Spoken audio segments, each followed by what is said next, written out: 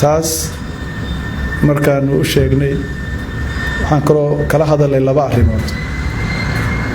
labada arrimood waxay ahayd xiriirka aan u goynay dalka jamhuuriyadda Guinea, sababta aan ugu goynay iyo sida aan jecelahay beesha caalamku inay hadda ka bacdi arrimaha Soomaaliya ula dhaqanto.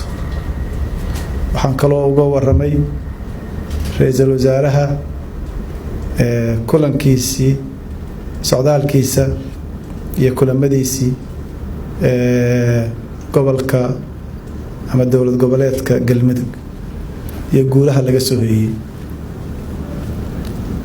labada arrimood ayaan maanta kulankayo ku saabsanaa diblomaasiyiintii aanu la kulannay. arrinta xiriirkaan u jaray jamhuuriyadda Guinea waxaan ku niri wuxuu ku saabsan yahay waxaa keenay Guinea oo ixtiraam daraysay oo meel uga dhacday qarannimadayada, midnimadayada iyo wadajirka ummadayadana khatar gelisay.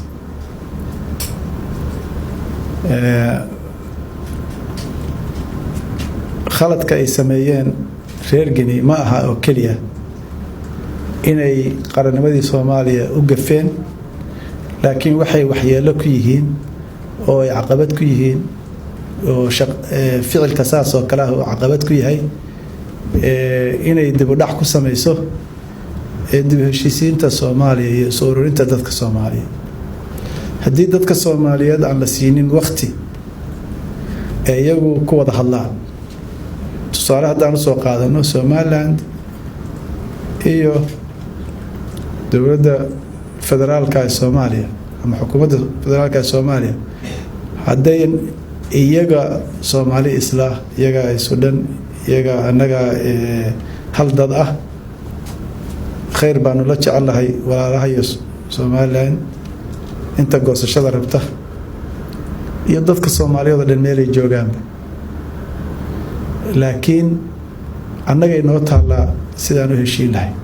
dal kale oo dibad iyo xooga kale nooma goyn karaan sidaanu u jiri lahay. marka markasta oo faragelin dibadda nagu timaado waxay caqabad ku noqonaysaa isfahamkayagii iyo maaragtay wada hadalladayadii. maxay dad uga baahan yihiin inay isla hadlaan hadday arkaan in dalal kaleeto ay ula dhaqmayaan sidii ay yihiin dowlad. Somaliland ma aha dal madax bannaan oo ka madax bannaan Soomaaliya oo gooni u taagan. adduunka meel u aqoonsan ma jirto saas. sharciyada adduunka oo dhan iyo go'aamada adduunka oo dhan UN-ta, AU-da, dalalka islaamka, carabta, IGAD kulligood waxay qiraan Soomaaliya inay tahay hal dal iyo hal dad oo mid ah. marka adduunku saasuu qabaa, saasayna tahay. adduunkuna inuu sidaas dalalka qaarkood inay ixtiraamaan weeye go'aamada adduunku ay qaybta ka yihiin. wixii khilaaf jira Soomaalida iyaga dhexdooda inay ka wada hadlaan weeye. dowladda Soomaaliya, xukuumadda Soomaaliyana sida xukuumadii horeeto diyaar bay u tahay inay walaalahood Somaliland la hadasho, la fariisato, la heshiiso, la isfahmo. laakiin dal kaleeto inuu noo carqaladeeyo, dhib noo abuuro kama yeelayno. waxaan u sheegay inaanan Guinea ka yeelayn. waxaan u sheegnay inaan hadda ka hor aan dulqaad badan u lahayn dalal kaleeto, laakiin hadda ka bacdi waxaan rabnaa inay una sheegnay inay dowladahooda u sheegaan in marka ay la xiriirayaan qayb Soomaaliya ka mid ah oo diplomatic relations ama ha ahaado mid baac mushtar, mid ganacsi ama mid kaleeto siyaasadaha ha ahaadee, in ay dowladda dhexe ee Soomaaliya ay qayb ka tahay, ay og tahay oo iyada lagala soo xiriiro. Waxaan u sheegnay arrintaas inay tahay mabda aan ku xirayn xukuumadda markaa jirta. madaxda xukuumadaha Soomaaliya waa isbebedelaan. shalay madaxweyne iyo ra'iisul wasaare kala jiray, maanta madaxweyne iyo ra'iisul wasaare kala baa jira. berito qof kasta oo Soomaaliya madax noqon kara, qof kale oo Soomaaliya oo Somaliland jooga madax noqon kara, qof Jubbaland jooga noqon kara, qof Galmudug jooga noqon kara, qof meel kale oo Soomaaliya jooga noqon kara. marka mabda'a ah qarannimada Soomaaliya, midnimada Soomaaliya in la ilaaliyo waa mabda' guud oo aan ku xirayn xukuumadda markaa joogta. sidaas aan u fahamsiinay oo ugu sheegay. waxaan kaloo u sheegnay inay jiraan khatar iyo olole khatar gelin kara midnimada Soomaaliya oo socda. waxaan u sheegnay in maaragtay ololaha socda ay ka mid yihiin dalal la yaqaano. sidaa daraaddeed waxaanu codsannay in ay adduunka naga kaalmeeyaan inay u sheegaan dalalka adduunka inay ka daayaan Soomaaliya dhibta iyo maaragtay maxaa la lugooyada iyo lug qabashada iyo lug jiidida. taas waa midda ku saabsan xiriirkan u jaray maxaa la yihahdaa jamhuuriyadda Guinea, sababtaan ugu jaray iyo sida aanu jeclaan lahayn in dunida Soomaaliya ula dhaqmo. dabcan arrimo kaftanaan ugu dhexdaray waxaan u sheegay in aan ka mid labadii beri la soo dhaafay su'aalo badan la weydiinayay oo maaragtay dooda aan ka qayb galayay. shalay ugu dambeysay dood BBC du leedahay oo la yiraahdo dooda Jimcaha aan ka qayb galay. waxaa ku jiray wasiir Somaliland iyo nin kale oo yiri waxaan ahay khabiir arrimaha Soomaaliya ayaa igala qayb galay doodaas. marka idan kale waxaa laga yaabaa inaad su'aalahaas weydiin doontaan. qolyaha hadda halkan u jeedana waa ay weydiiyeen, mar hore waan ka jawaabay. Soomaalidu laakiin mararka qaarkood isma maqasho. marka waa idinku celinayaa su'aalaha ay weydiiyeen. waxaa ka mid ahaa Soomaaliya ma la leedahay diplomatic relationship, xiriir diblomaasiyadeed si ay ugu jarto Guinea. marka waxaan kaloo arkayay niman wasiiro sheeganaya, madax sheeganaya ama khubaro sheeganaya oo iyaguna dhahayay su'aalahaas oo kale isweydiinayay. marka waxaan idin sheegayaa diplomatic relationship kuma xira, ma aha safaaradaha kaliya. safaaraduhu qayb ka mid ah. dalalku waxay leeyihiin diplomatic relationship iyagoo safaarada isla lahayn. way istaageeraan, maxaafiil bay isugu yimaadaan, waa la kulmaa. annaga iyo Guinea AU-dan ku wada jiraa, ururada islaamkan ku jiraa, waa isu nimaadnaa, madaxdayadu waa kulmaan. waxyaabahan iska kaashanaa tiro badan. marka hadda xiriiradaas oo dhan ayaanu jaray maadaama ay gefkaas naga galeen. inta ay ka saxayaan saasay ahaanaysa. marka haddii su'aalahaas aad qabteen madaxiina ay ka guuxayeen sida dadka iska dhigaya cabqariyiinta inay og yihiin arrimahaas iyagoo wax badan ka ogeyn arrimahaas, waa idinka jawaab. tan kaloo ina weydiinayaan waxay ahayd maaragtay dalal kaleeto ayaa idinkuna waa laga yaabaa inay ku jirto madaxiina. marka hadda idinka jawaabo hadhowdii inaydan weydiin baan rajaynaya. inkastoo Soomaalidu ilowshiye badan tahay oo waxaad ka jawaabtay maanta oo ka jawaabaysa haddana ay ku weydiin doonaan, ay ku weydiiyaan. marka waxay yiraahdeen dalal kaleeto badan baa jirto Somaliland madaxdoodu tagto saa loogu soo dhaweeyo, maxaa iyaga ugu jirwada xiriirka. marka waxaan ugu jawaabnay waa mare in mararka qaarkood la sabro maaha. marka adduunka waxaan baraynaa sabirka. tan labaad, dalalku isku heer ma ah. dalal baa aad xiriir noolo leh oo aanu dulqaad siyaadaha u muujinaa. dalalka qaarkoodna waa soo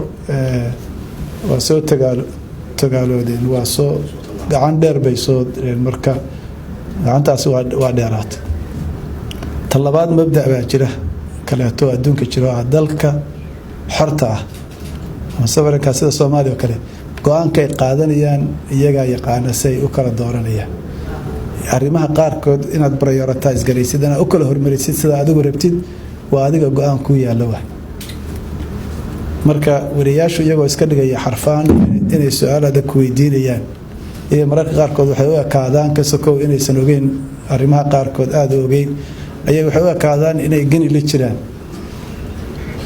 marka mali yani la jira wariye ahaada su'aalo tafa weydiiya laakiin su'aalo macquul ah oo aad soo baarteen weydiiya marka waxay ku leeyihiin maxaa leedahay maxaa go'aanka u gaartay Kenya iyo Ethiopia iyo Imaaraadka iyo Ganida nafteeda inaysan weydiin baa laga yaabaa maxaa go'aanka u gaartay dalalku go'aankooda iyaga iska leh day ku khaldan yihiin day ku saxsan yihiin marka horta mabdaas guud inaan ka guuro waaye inaa ogaataan waaye Soomaalidu ogaato inaan dawlad nahay waa ilowna u maleynaya inaan dawlad nahay markaas waxa is weydiinaynaa maxaa leeyahay su'aalaha xaafadaha is weydiinaynaa marka maanta iyaga waa u sheegay taas ay su'aalahaas la is weydiinaya su'aasha ugu dambayso arinta la xiriirto aan ka jawaabnay waxay ahayd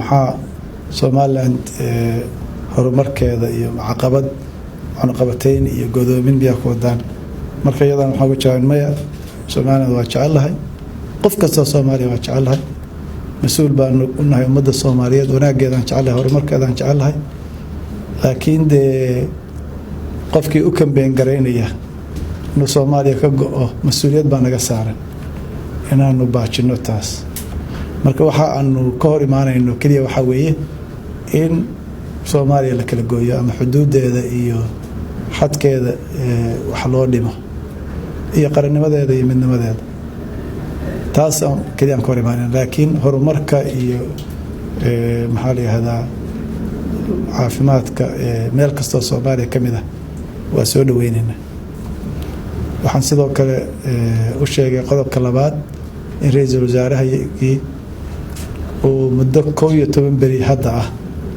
uu dalka maqan yahay oo galmudug ku maqan yahay waa muddadii ugu dheeray ra'iisul wasaaruhu uu dalka dibadda uga maqnaado dibadda iyo gudatoona sababtu waxay ahayd ra'iisul wasaaruhu wuxuu daneynayay isaga iyo wasaaradda arrimaha gudaha ka horeysay wasiirkoodu oo mas'uuliyadda dawlad in galmudug oo ahayd meel siyaasadeedu kala qaybsan tahay in la isku soo dhaweeyo dadka Soomaaliyeed gobolka dega heshiis la dhex dhigo si maamul wanaagsan loo sameeyo kala qaybsanaantu waxay keeni kartaa in dadka dhibta badan oo dadka Soomaalida leenayo argixisada ay ka faa'iideystaan marka ra'iisul wasaaraha iyo waxay ku guuleysteen kooxdiisi inay horta degmooyinka gobolkaas oo dhan tagaan 7 degmo oo gobolka ku yaala ra'iisul wasaaruhu tagay oo ay kamid tahay Dhuusamareeb Cadaado Caabudwa Xaraale Huurshe iyo Guriceel maantana wafdigii ugu horeeyay ra'iisul wasaaraha wafdigii horudhacaha waxay aadayaan Gaalkacyo ra'iisul wasaaruhu dhawaan u tagi doono sidaasuu ra'iisul wasaaruhu isaga gooshay oo gees kasta u tagay degmooyinka gobolkaas wuxuu isu keenay ra'iisul wasaaruhu قربيدي اسخلاف سنة ووحول كل ما مدحوين حاف يهجاميها على السنة والجماعة وكل جود هالشيء محالي هذا يسفهم رحلي رزارو حكله صورة تجري ووركان الشيء قلدي دبلانسين تعالى كل ما صورة تجري إن وحي هوبا قبل كايلي لقوا وريتشيو دولة الصومالية أهل السنة والجماعة أنا كم من نقضان إذا مضى الصومالية تعصوا سي حوجين دون تأمنية من مضى حوجين تدور النمضى إلى الدجالن كالشباب مركز سعودة الجولو أها socdaal barakaysan ayuu ahaa ra-iisul wasaaruhuna uu ku bixiyey dadaal dheeraada labada arrimood ayaan uga hadlay kala hadlay diblomaasiyiintii aan la kulmay iyo saan idiin sheegay anagoo bogaadinay u hambalyeynay Suudaan heshiiskay gaareen adduunkana ku boorinay ama haddaydan boorin aqoon adduunkana ku dhiirigelinay oo ugu yeeray inay taageeraan Suudaan waa mahadsantihiin haddii aad su'aalo qabtaan la xiriira arrintan hawada iyo roobka iyo waxaas mar kale aynu iska wareysan karaa